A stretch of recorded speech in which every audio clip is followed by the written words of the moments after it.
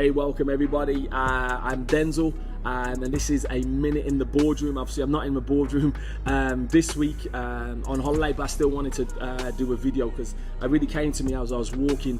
What does it take for you guys to advance your careers and advance your business? And the one word really that I wanted to share was endurance.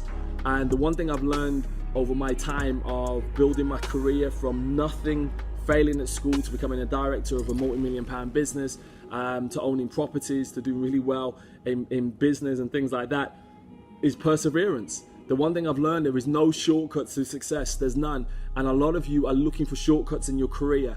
There are none. You've got to learn the lessons. There's no shortcuts in business. You've got to learn the lessons.